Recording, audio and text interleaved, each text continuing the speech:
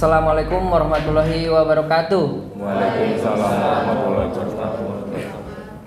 Baik, pertama-tama saya mengucap syukur kepada Allah Subhanahu wa taala, Tuhan Yang Maha Esa, karena atas izinnya, atas kehendaknya malam hari ini kita semua bisa berkumpul di Luweh Resto Banjarbaru.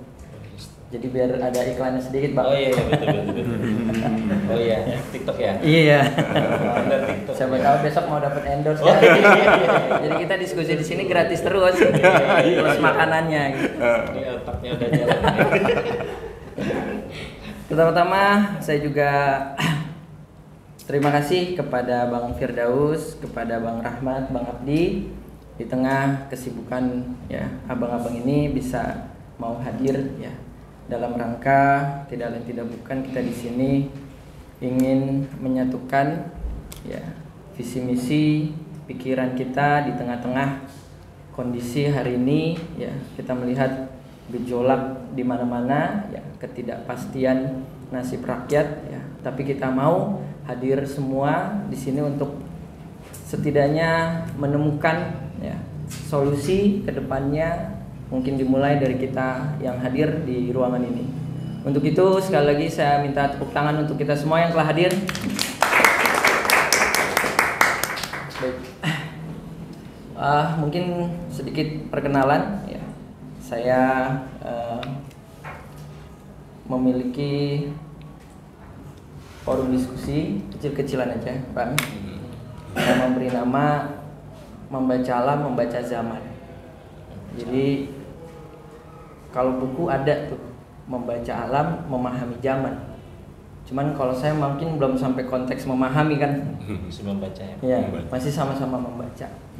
Jadi saya senang daripada di rumah nih Pak, malam-malam gini kan Ya. kita nonton TV nggak ada kegiatan yang bermanfaat. Kadang saya keluar, ya, kadang saya coba kontak kenalan-kenalan saya gitu. Untuk kita menambah pengalaman Bang. Barangkali dengan ketemu Bang Rahmat, Bang Firdaus, saya juga bisa mendapatkan pengalaman dari abang-abang berdua, di mana pengalaman ini bisa saya jadikan ya pelajaran hidup dan mudah-mudahan bermanfaat buat saya. Jadi selanjutnya saya mungkin mengawali diskusi ini dan ada sedikit statement-statement dan pernyataan saya. Saya mau mengawalinya dengan atas nama Allah yang Maha Pengasih dan Penyayang. Jadi ada sabda berkata, "Kul innamal ilmu indallaha." Gitu. Jadi sesungguhnya ilmu itu hanya milik Allah Subhanahu wa taala. Jadi adapun nanti hal-hal yang akan saya statementkan, akan saya jadikan pernyataan tidak lain tidak bukan itu datangnya dari yang Maha memiliki ilmu, Bang. Agar saya mengikis rasa kesombongan gitu. Kadang kan kita suka sombong Bang ya, lupa diri. Kita penemu ini, kita ini, padahal nggak ada. Semuanya sudah disediakan oleh alam semesta gitu. Dan semuanya sudah sesuai dengan ilmu yang ada dari alam semesta ini yang diciptakan oleh Allah Subhanahu wa taala. Nah, saya dihubungi dan cukup menarik ya. Diskusi kita malam hari ini sesuai tema kemerdekaan yang setiap tahun kita rayakan. Jadi dengan perlombaan, diawali upacara dulu biasanya kan. Upacara, setelah upacara kita nonton perlombaan. Nah, saya ingin mengajak ya, kita membahas kemerdekaan sedikit. Saya ingin mengajak kita flashback, Bang. Kembali, coba ya. Sekarang ulang tahun yang keberapa? Ada yang tahu? 80, ya kan? Tadinya mau saya bikin door prize biar rame. Oh, dia udah tahu. Yang menang ya. Terlalu gampang kali ya. Nanti kita bikin door prize. Coba kita flashback 80 tahun yang lalu. Semisal kita hidup di zaman para pejuang-pejuang itu. Ya, di tanggal 22, sekarang berapa? 22 Agustus ini. 5 hari pasca kemerdekaan. Akankah kita bisa duduk berkumpul seperti ini? Saya rasa nggak mungkin. Ya. Tadi yang Bang Firdaus sampaikan bahwa benar kita harus menghormati, mengingat ya, visi misi para pejuang kita, visi misi ya, para pendiri bangsa kita. Kalau saya melihat di Undang-Undang Dasar maupun di dasar negara kita yaitu Pancasila, Bang. Saya ada diskusi dengan dosen juga, Bang, ya. Di UIN juga ya, Bang ya? Iya. UIN Ciputat. Ciputat. Iya, saya juga orang Jakarta, Bang.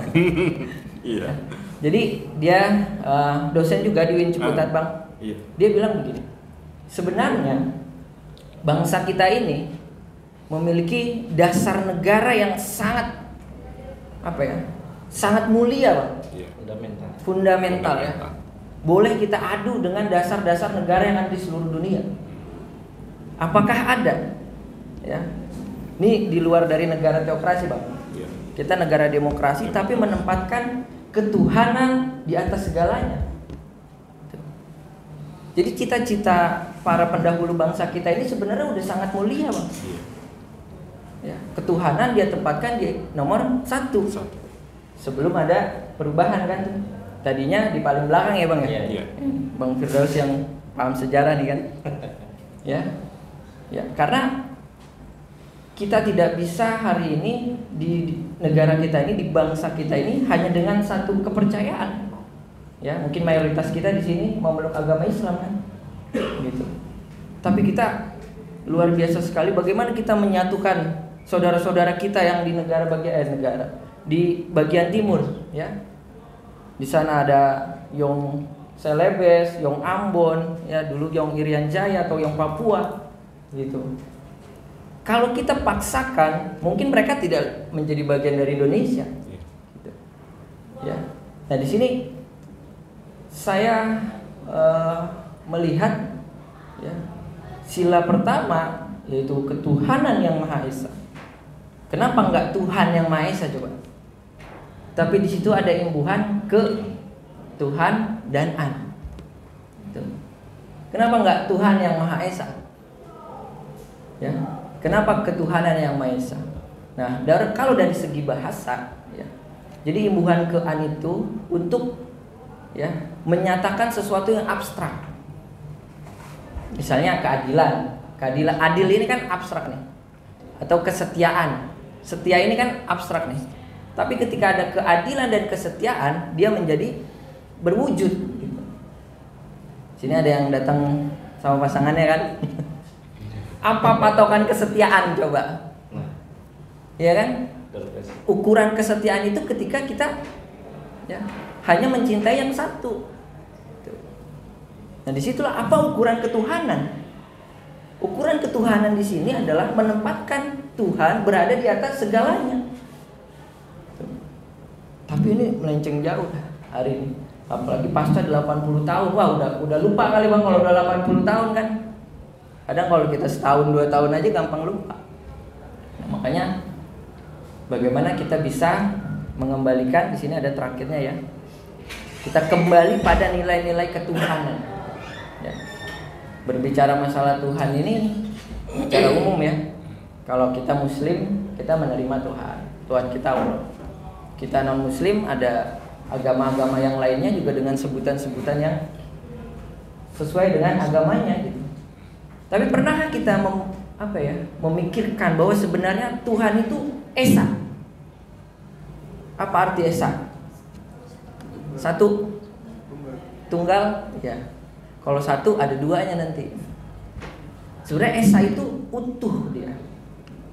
Ya, makanya di dalam surat Al-Baqarah ayat 208, izin Bang saya kutip itu ya. Masuklah kamu ke dalam Islam secara utuh, secara kafah. Nah, disitulah bagaimana inti dari ketuhanan yang Maha Esa ini, kita bisa menerapkan nilai-nilai ketuhanan secara utuh. Utuh itu, mohon maaf, kalau gelas ini utuh, dia enggak bahasa Betawinya bocel gitu. Ya, ada dia terpecah lah.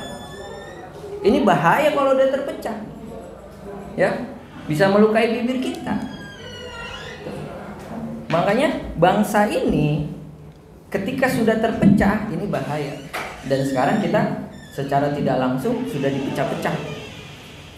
Bagaimana cara memecahnya? Itu harus kecil-kecil tuh kita dipecah-pecah.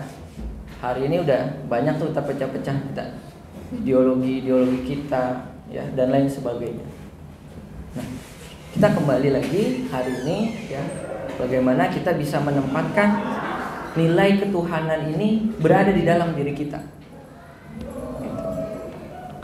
Ketika manusia sudah hidup berdasarkan nilai-nilai ketuhanan, maka dia akan membuat ya, hidupnya itu menjadi sila yang kedua, kemanusiaan yang adil dan beradab. Jadi kalau hari ini, wah luar biasa banget ya bangsa kita ini ya, baru-baru ada kasus itu kan, Wamenaker tuh, Noel ya, dia korupsi juga nih. Nah, orang yang korupsi udah jelas berarti nilai-nilai ketuhanan tidak ada pada dirinya. Karena tidak ada satupun agama di bangsa kita hari ini yang memperbolehkan untuk mencuri. Jadi ketika manusia ini sudah menempatkan nilai-nilai ketuhanan di dalam dirinya, maka dia akan menjadi manusia yang adil dan beradab.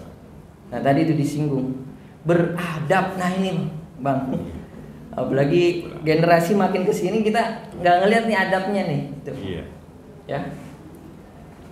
Nah, ketika generasi hari ini ya sudah tidak menempatkan adab itu menjadi sesuatu yang penting di dalam dirinya, ya, maka ya gampang tuh virus-virus, ya, digitalisasi, globalisasi hari ini masuk. Waktu saya tinggal berapa menit? 4 menit lagi. Baik, saya akan percepat. Jadi lebih panjang diskusinya aja nanti. Atau diskusi kita di luar forum ini ya Bang ya. Bang Rahmat dan Bang Firdaus ya. Jadi ketika sila kedua ini manusianya ini sudah adil dan beradab, baru dia bisa masuk ke sila yang ketiga, persatuan Indonesia. Gitu. Jadi gampang disatukannya.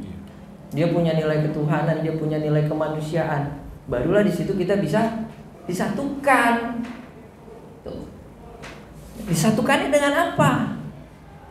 Dengan sila yang keempat, kerakyatan yang dipimpin oleh hikmah dan kebijaksanaan. Jadi yang memimpin bangsa ini seharusnya hikmah dan kebijaksanaan. Apa itu kebijaksanaan? Wah, ini luar biasa ya Bang. Kalau kebijaksanaan itu, wah itu udah ilmu yang paling tinggi itu biasanya. Hikmah dan kebijaksanaan harusnya yang memimpin dalam persatuan itu. Bukan, mohon maaf ya, bukan seperti voting ya hari ini. Bukan seperti siapa yang punya uang dia bisa memenangkan suara itu gitu. Tapi ada hikmah dan kebijaksanaan. Kalau memang dia secara tadi karakter dirinya, dia punya nilai ketuhanan, kemanusiaan yang adil, dia bisa menyatukan orang, disitulah dia harus menjadi pemimpin. Tuh. Bukan karena uangnya. Dan kita hari ini mau tidak mau hari ini ya, kalau mau memimpin ada uangnya Bang.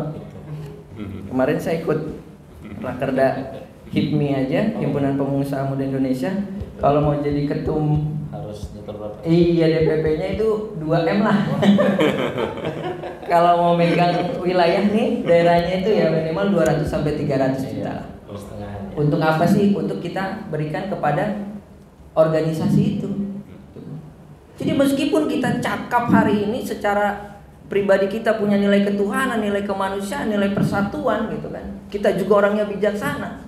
Tetapi kalau kita nggak punya modal, ntar dulu tuh. Atau nunggu ada yang modalin.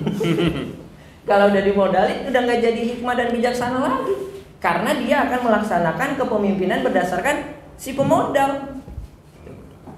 Sehingga kalau sudah gitu ya jauh kita daripada sila kelima, keadilan sosial bagi seluruh rakyat Indonesia. Keadilan sosial. Ini kan hari ini pajak dinaikin, ya kan? Anggota DPR gajinya dinaikin. Abang naik berapa Bang? Belum. Daerah belum sampai ke daerah. Sampai pusat ini. Oh, saya ikut demo Bang. Oh ya. Biar daerah yang juga kan. Nanti kita demo ya. Keadilan sosial bagi seluruh rakyat Indonesia. Makanya nggak tahu nih tanggal 25 Agustus mau ada demo. Di Pati udah demo. ya di Bone, Parepare sudah demo, gitu. Ya. Karena sudah tidak adil lagi. Tuh, boro-boro bagi seluruh rakyat Indonesia, Bang. Iya. Kita hari ini hidup di Kalsel lah ya, di Banjar. Ya. Adil masyarakat Banjar ini sudah luar biasa harusnya. Tuh. Kenapa? Karena negara kita ini padahal sumber daya alamnya melimpah. Tuh ya, nggak habis ini. Ya, sumber daya alam, sumber daya mineral dan lain sebagainya. Tapi tahukah kita bahwa pendapatan negara kita hari ini 75%-nya justru dari rakyat, dari negara. Tanpa mengurangi rasa hormat, time-nya udah habis. Iya, ini emang juga udah tinggal terakhir. Ya, jadi itu. Jadi kesimpulannya saya mengajak kita untuk kembali menginternalisasi, ya, mereaktualisasi Pancasila ini, ya. Sehingga benar-benar bisa kita bedah, ya, sehingga kita juga bisa menerapkan di dalam kehidupan kita sehari-hari. Izin Bang, saya bukan orang politik, ya, tapi saya tidak benci politik, ya. Kita bisa bersinergi, kita bisa bersama bagaimana kita bisa membangun, ya, tatanan masyarakat ini yang dimulai daripada nilai-nilai ketuhanan itu sendiri. Saya kembalikan kepada moderator. Wassalamualaikum warahmatullahi wabarakatuh. Waalaikumsalam.